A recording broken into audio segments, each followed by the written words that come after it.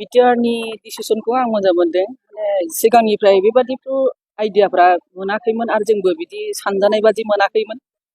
दा बहुत बेबादि मानसिफोरखौ लेंहरनानै जे गोसोखां बा मोजां मोननायखौ जेनेबा जाय जाय गेलेयोमोन बेखौथ' जों गोदोफोर गेलेयोमोनबाबो गावजों गाव सिनायलायामोन, सौदावलायाबो मोनथियामोन। दिनैनि गेजेराव थारमाने बयखौबो सिनायनाय मोनबाय, नुनाय मोनबाय, गोजोननाय मोनबाय।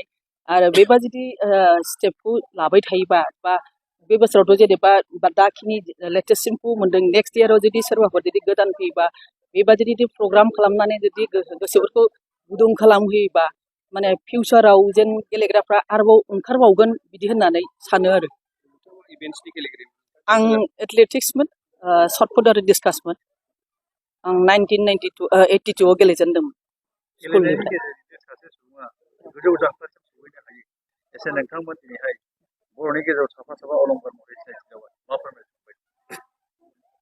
बेफोर गेलेनायखौ जुदि आइडियाखौ लाबाय थायोबा नोङो जेनेबा मोजां गेलेयोबा कर्ट कासारिफोरावबो चान्स मोनो, साख्रि मोनो, लाइफफोरखौ जेनेबा गथ' गथाय खांनो बिमा बिफाखौबो माबानो आवगायहोलांनो हायो, न'खर सामलायनो हायो।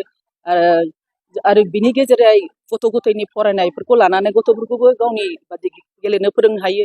आरो प्लास बाहेरायाव थांनानै बाहेरानि नेचारफोरखौ नेसनेल इन्टारनेसनेल जेसेबांखिनि माने जेरैबायदि जानांगौ बेखिनिखौ जों मोनाखै, खिन्थु बेयाव थांनानै जुदि नुयोबा जोंबो सोलोंफैनो हायो आरो मालायफोरखौ फोरोंनो हायो।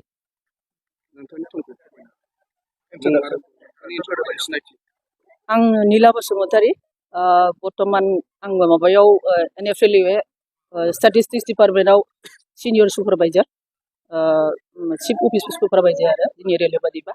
ओमफ्राय मालिगावनो थायो आं, हेडकुवार्टार।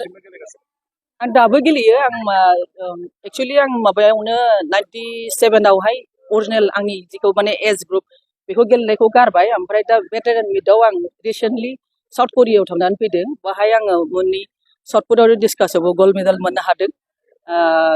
साउथ करियानि माने मोजां माबाखौ जायगाफोरखौ नुनानै गोसोफोरखौ आरोबाव माने दावगानाय मोनबावदों।